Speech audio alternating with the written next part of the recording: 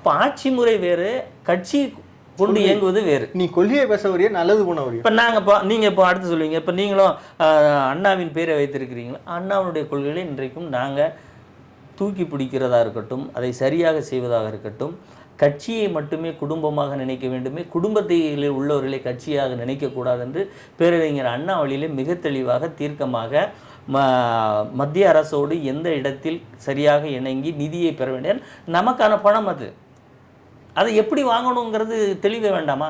அதே இப்போது மத்திய அரசு ஒரு திட்டம் கொண்டு வருகிறதுன்னு வைங்க சார், பீகாருக்கு அந்த திட்டத்தோட வால்யூம் வேறு மாதிரி தெரியும், நமக்கு வேறு மாதிரி தெரியும். ஏன்னா இங்கே இருக்கக்கூடிய ஒரு பொருளாதார மேம்பாடு, கல்வி வளம் சில மாநிலங்கள் இருக்காது. அப்போ இதை ரெண்டையும் பொதுமைப்படுத்துவதில் நிறைய சிக்கல்கள் இருக்குது. அப்படி சிக்கல்கள் வரும்போது நம்ம என்ன செய்யணும், நமக்கு என்ன தேவை என்பதை நாம் போராடி தான் பெறணும். இப்போ சில திட்டம் அங்கே நல்லாயிருக்கும், நமக்கு ஒத்து வராத மாதிரி இருக்கும். இப்போ ஒத்து வராத திட்டங்களை எங்களுக்கு மேலே திணிக்காதீங்கிற போராடக்கூடிய தன்மை. இப்போ நீட்டை நாங்கள் எதிர்க்கிறோம், அதற்கு மாற்று என்னன்னு சொல்லி 7.5% இடஒதுக்கீடு கொண்டு வந்திருக்கோம். இருந்தாலும் நீட்டை எதிர்த்து இன்றைக்கும் நாங்கள் போராடுறோம். அப்போ இதனால நீங்கள் பிஜேபியோடு கூட்டணியில் இருக்கீங்க ஏன் கேட்கலன்னா, பிஜேபியோட கூட்டணி என்பது திமுகவை தமிழக அரசியல் ஆட்சியிலிருந்து விரட்ட வேண்டும் என்பது பிஜேபியும் ஒத்த கருத்தில் இருக்காங்க, நாங்களும் ஒத்த கருத்தில் இருக்கோம். இந்த புள்ளியில் தான் நாங்கள் இணையறமே ஒழிய, நாங்கள் அவர்களுடைய கொள்கை வேறு, எங்களுடைய கொள்கை வேறு. ஆட்சி அதிகாரம் யார் இருக்க வேண்டும், யார் இருந்தால் மக்களுக்கு நல்லது கிடைக்கும், அந்த அடிப்படையில் தான் அதிமுக மிக தெளிவாக இருக்குது. உடனே நீங்கள் பார்த்தீங்களா பிஜேபியோட கூட்டணி சேர்த்துட்டீங்க, பிஜேபி கூட்டணியில் சேர்ந்தது இப்படி சொல்கிறீங்களே, பிஜேபி தான் அங்கே வந்து இருங்க மத்தியில் ஆட்சியில் இருக்குது, நீங்கள் ஏன் இருக்கீங்க, ராஜினாமா பண்ணிட்டு போயிருங்களேன். பிஜேபி ஆள்ற ஒரு நாட்டில் நம்ம இருக்கணுமான்னு அப்படி கேட்கலாமா? அப்போ பிஜேபியில் உள்ள அமைச்சர்களை நீங்கள் ஏன் பார்க்க போகிறீங்க அப்படின்னு நம்ம கேட்கலாமா? அப்போ ரெண்டுக்கு வேறுபாடு இருக்குல்ல. நீங்கள் அந்த வேறுபாட்டை நீங்களே சொல்லியிருக்கீங்கல்ல. முதல் நாள் செய்தி, ஆளுநரோடு டீ பார்ட்டிக்கு நாங்கள் போக மாட்டோம், திமுக அப்படி இப்படி. அடுத்த நாள் நாங்கள் கட்சியாக போல மந்திரி முதலமைச்சருங்கிற அந்த அதிகாரத்தோடு போகிறோம், அது வேற இது வேற. நீங்கள்ல அப்போ அதிமுகவை விமர்சிக்கும் போது ஏன்டா அந்த அது வேற இது வேற உங்களுக்கு தெரியாதா?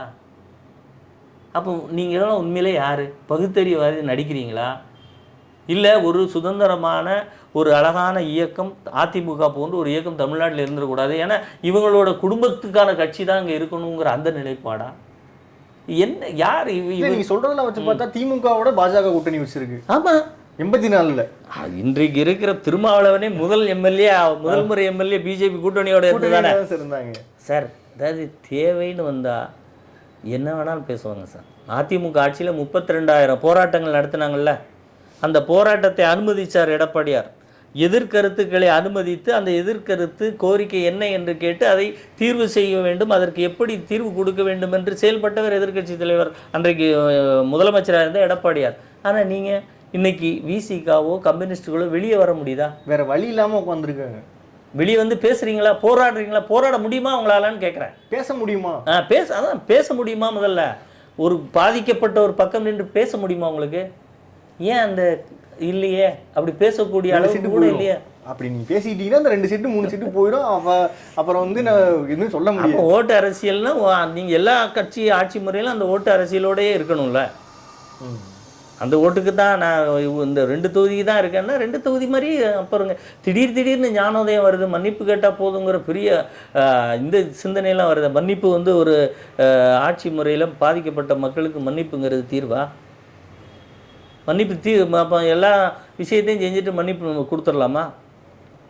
அன்றைக்கி மீத்தேன் திட்டத்திற்கு கையெழுத்து போட்டு இது ஒரு பெரிய சாதனை, வரலாற்று சிறப்புமிக்க திட்டம்னு சொன்னவர் இதே ஸ்டாலின் தான், அன்றைக்கி துணை முதலமைச்சர். அப்புறம் வந்து இந்த திட்டம் வந்து செல்லாதுன்னு சொன்ன உடனே நான் என்னை மன்னிச்சிருங்கன்னு அன்னைக்கு கேட்டார் கையெழுத்து. துணை முதலமைச்சராக இருக்கும்போதும் மன்னிப்பு கேட்டவர் ஸ்டாலின், இன்றைக்கி முதலமைச்சர் ஆகிட்டார், இப்போவும் வந்து மன்னிப்பு கேட்குறாரு, என்னை மன்னிச்சிருங்க தெரியாமல் நடந்துருச்சுமா. அப்போ மன்னிப்புங்கிறது இதே மாதிரி இப்போ அந்த காவல்துறை வந்து அந்த இறந்த அஜித்தினுடைய அந்த விஷயத்தில் பாதிக்கப்பட்ட காவலர்கள் இல்லை மற்றவர்கள்லாம் என்ன நினைப்பாங்க? ஏதாவது இது மாதிரி பண்ணிட்டோம்னா நம்ம முதலமைச்சர் நமக்காக மன்னிப்பு கேட்டுருவாருங்கிற ஒரு எண்ணம் வருமா வராது? இதெல்லாம் வந்து இந்த வெளிநாட்டு பயணமாக இருக்கட்டும், இந்த மன்னிப்பு கேட்குற அரசியலாக இருக்கட்டும், அல்லது அதிமுக பிஜேபி கூட்டணி குறித்து பேசுகிறதா இருக்கட்டும், எங்களுக்கு தெளிவு இருக்குது. உடனே உங்களை இன்னும் கொஞ்சம் போனீங்கன்னா பிஜேபி வந்து உங்களை சாப்பிட்ருவோம், இப்போ அதிமுக இன்றைக்கு எடப்பாடியார் தலைமையில் மிக தெளிவாகவும் தீர்க்கமாகவும் திடமாகவும் இருக்குது. நீங்கள் சொல்கிறது நடக்கதா இருந்தால், அப்போ எடப்பாடியார் முதல் முறை முதலமைச்சரான போது நிறைய சிக்கல்களை சந்தித்தார். கட்சி ரீதியான சிக்கல், பல வழக்குகள், கட்சி ரீதியாக பல வழக்குகள், அதில் மாதிரி தீர்ப்புகள், இன்ட்ரி மாடல்ஸ், இப்படி பயங்கரமாக போயிட்டு இருந்தது. அந்த நேரத்திலேயே பிஜேபி வந்து இந்த ஆட்சியில் உள்ள தமிழக இடைத்தேர்தல் நடந்தது. அந்த இடைத்தேர்தல் வந்து ஆட்சி தொடருமா வேண்டாமா என்று சொல்கிற இடைத்தேர்தல். அந்த இடைத்தேர்தலில் எடப்பாடியார் கூட்டணி பேச்சு உட்காரும்போது ஒரு இடம் கூட பிஜேபிக்கு கொடுக்கல. நீங்கள் வந்து எம்பி சீட்டில் வாங்கிக்கோங்க, மாநில கட்சி எவ்வளவு நெருக்கடி, பல வழக்குகள் போய் கொண்டிருந்த போதும், பிரேக்கிங் நியூஸாக இன்றைக்கு இருக்கக்கூடிய மீடியாக்கள் இவர் பலகீனம் அடைந்து விடுவார் என்று சொன்ன போதும், கூட்டணி என்று வருகிற போது எந்த இடம் யாருக்கு என்று தீர்க்கமாக தீர்மானித்து பிஜேபி இவங்க சொல்கிற மாதிரிலாம் இருந்துச்சுன்னா பாண்டிச்சேரியில் ஒரு சீட்டு கூட இல்லை. ஆனால் அங்கே ஒரு ஆட்சி அதிகாரத்தில் பங்கு பெறாமல் தோறாங்கன்னா அங்கே இருக்க ஆட்சியாளர்கள் என்ன அனுமதிக்கிறாங்கங்கிறத பொறுத்து இருக்குது. அப்போ எடப்பாடியார் ஏற்கனவே பல சூழ்நிலைகளில் பல நெருக்கடிகள் இருந்தபோதும் அப்படி இவர்கள் பயப்படுறது கிடையாது, அப்படி கிளப்பி விடுறது, மக்களை ஓட்டு போடக்கூடாது அதிமுகவுக்குன்னு கிளப்பி விடுறது. அந்த மக்களுக்கு தெரியும் இல்லையா, பிஜேபியோடு தினசரி அதிமுக எனக்குத்தான் என்று கேஸ் போட்டவர்களுக்கு மத்தியிலும் ஆட்சியில் பிஜேபியினுடைய தலையீடு இல்லாமல் பார்த்து கொண்டார், கூட்டணி ஆட்சி அமையாமல் பார்த்து கொண்டார். அவர் நினைத்த அரசியல் தானே முன்னெடுத்தார். அப்போ இப்போ என்ன புதுசாக நீங்கள் வந்து ஒரு கதை விடுறீங்க? அன்னைக்கு அமித்ஷா தானே உள்துறை அமைச்சர் சார், அவர் துறையில் எந்த மாற்றமும் இல்லை. அப்போ அதிமுக மிக தெளிவாக நாங்கள் கூட்டணி எந்த அடிப்படையில் இருக்கோங்கிறது இருக்குது.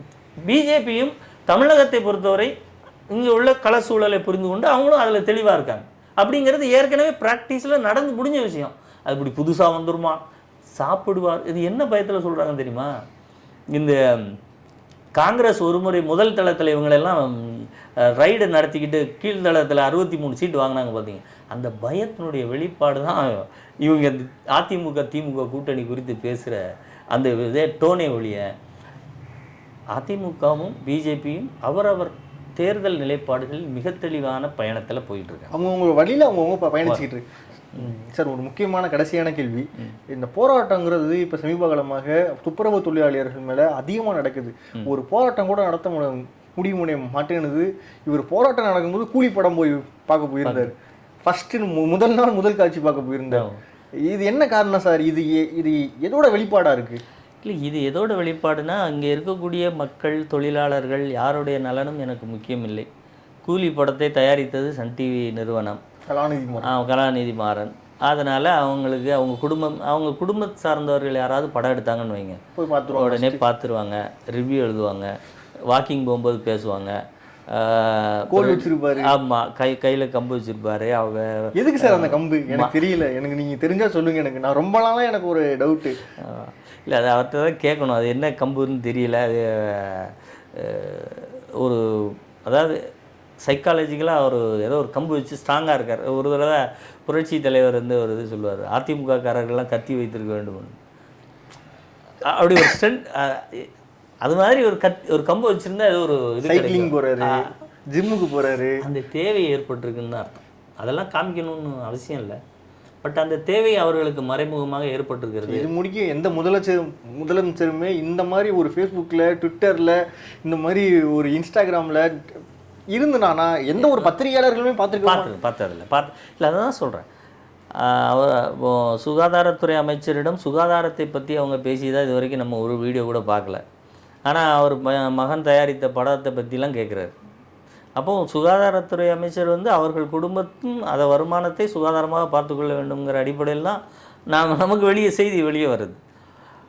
இப்படி கூலி படம் பார்க்கிறதும், இல்லை படம் பார்த்து விட்டு விமர்சனம் எழுதுவதும், அல்லது ஒரு திரைப்படத்தில் ஒரு பாதிக்கப்பட்டவரின் கதை வருகிற போது அதை பார்த்து கண்ணீர் விடுவதும், அதே தன்னுடைய ஆட்சியில் நடந்தால் சாரிம்மா அது அப்படி இல்லை, அது இந்த இறப்பு இல்லை என்று சொல்கிறதும், தப்பு நடந்து போச்சு. இல்லை, இதுக்கு முன்னாடி எதிர்க்கட்சி தலைவர் சொல்கிறார், ஒரு லாக்அப் வினோத் காவல் நிலைய மரணம் குறித்து இல்லவே இல்லைன்னு சொல்கிறார். அதுக்கப்புறம் சட்டமன்றத்தில் புள்ளி விவரங்களோடு அதை எடுத்து எதிர்க்கட்சி தலைவர் சொன்னதுக்கப்புறம் ஆமாம் அங்கேயும் தவறு நடந்து போச்சுன்னு சொன்னார்.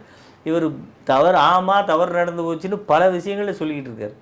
அதனால் இன்றைக்கு இந்த வெளிநாட்டு பயணமாக இருக்கட்டும், மக்கள் இங்கே இவ்வளோ கஷ்டத்தில் இருக்காங்க, வெளிநாட்டு பயணம் போனதும் எனக்கு தெரிஞ்சு முழுக்க அது ஒரு சுற்றுலா மூடு தான், முதலீடு மூடே கிடையாது. அதே மாதிரி இங்கே கூலி படம் பார்க்க போனதும் இந்த மக்களின் கவலைகளை தன் ஒரு சிந்தனையில் கூட ஏற்றுக்கக்கூடாதுங்கிற ஒரு நிலைப்பாடு. அங்கே காவல்துறையினர் வந்து இருக்கிற ஒரு கீழ்த்தட்டு மக்களை அவங்களுக்கு வந்து நிரந்தர பணி கொடுக்கணும்னு சொல்லி அடிச்சு துவச்சிக்கிட்டு இருக்காங்க. மிட் நைட் அரசாங்கம் புதுசாக இவங்க ஒரு ஃபார்முலா கண்டுபிடிச்சிருக்காங்க பாருங்க. இப்போ அதே மாதிரி கேட்டால் உயர்நீதிமன்றம் உத்தரவு கொடுத்துருச்சு அப்படிம்பாங்க. உயர்நீதிமன்றம் பல உத்தரவுகளை கொடுத்துருக்கு சார். நீதிமன்றத்தின் உத்தரவுகள் ஆயிரக்கணக்கில் கண்டுகொள்ளப்படாமல் இருக்கிறது என்று நீதிபதிகளே சொல்லிகிட்டு இருக்காங்க. அந்த உத்தரவுகள்லாம் ஏன் நடவடிக்கை எடுக்க மாட்டேங்கிறீங்க? ஒரு உதாரணத்துக்கு நீங்கள் இன்றைக்கு திமுக ஆட்சியில் 1/3 அமைச்சர்கள் மீது ஊழல் குற்றச்சாட்டு வழக்குகள் இருக்கிறது. அதற்கு தனி நீதிமன்றங்கள் இருக்கிறது. அதையெல்லாம் விரைவாக முடிக்கணும்னு சொல்லி பல டைரக்ஷன்ஸ் இருக்குது. எந்த வழக்கையாவது விரைவாக முடிக்கிறீங்களா? உயர்நீதிமன்றம் சொல்லிடுச்சு நாங்கள் விரைவாக முடிக்கிறோம், எதையாவது முடிக்கிறீங்களா?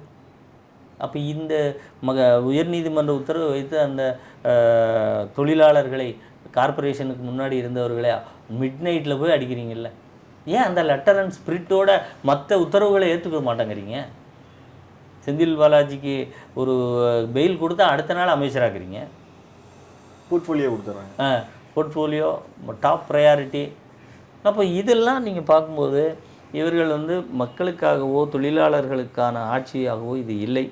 இந்த ஆட்சி முறையில் இன்னும் குறிப்பாக சொல்லப்போனால் ஒரு அதிமுக மெஜாரிட்டி பெறுவதற்கான வாக்குகள் பெறுவதற்கு அதை தடுத்த வாக்குகளில் இந்த அரசு ஊழியர்கள் வாக்குகளும் இவர்களை போன்ற ஊழியர்களுடைய வாக்குகளும் அதில் இருக்குன்னு மிக தெளிவாக அவங்களே சொல்கிறாங்க.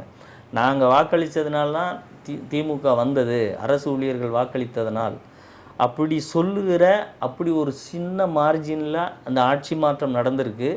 அந்த ஆட்சி மாற்றத்திற்கும் யார் வாக்காளர்கள் காரணம் என்று சொல்கிறார்களோ அந்த அந்த ஒரு குறுகிய எண்ணிக்கையில் இருக்கக்கூடிய வாக்காளர்களுக்கு கூட இவர்களால் நல்லது செய்ய முடியலைன்னா இவங்க யாருக்கு நல்லது செஞ்சுருவாங்க? நான் ஒரு நகைச்சுவையாக ஒன்று சொல்கிறேன் சார். கரூரின் முதல்வர் இன்னைக்கு செந்தில் பாலாஜி, திருச்சியின் முதல்வர் இன்னைக்கு வந்து இவர் நேரு அவர்கள். ஒவ்வொரு மண்டலத்துக்கும் ஒவ்வொரு முதல்வர்கள் இருக்காங்க. ஆமாம், இவர் தமிழ்நாட்டுக்கு மட்டும்தான் முதல்வர், சென்னைக்கு மட்டும்தான் இவர் முதல்வராக இருக்காரு.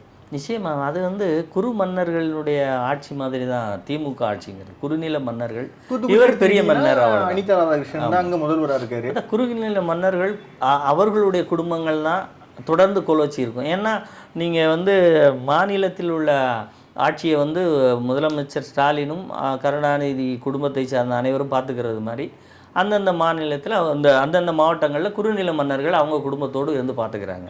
ஒட்டுமொத்தமாக இது ஒரு மக்களாட்சி என்கின்ற அந்த கான்செப்ட் வந்து தமிழகத்தில் திமுக ஆட்சி காலங்களில் மறைந்து விடுவதும் அதை அதிமுக மீண்டும் உயிர்ப்புடன் கொண்டு வருவதும் தான் வழக்கமாக நடந்துக்கிட்டு இருக்கிற விஷயம். வர 2026 மீண்டும் மக்களாட்சி வென்றெடுக்கப்படும் என்பது 100% உண்மை. மிக்க நன்றி சார்.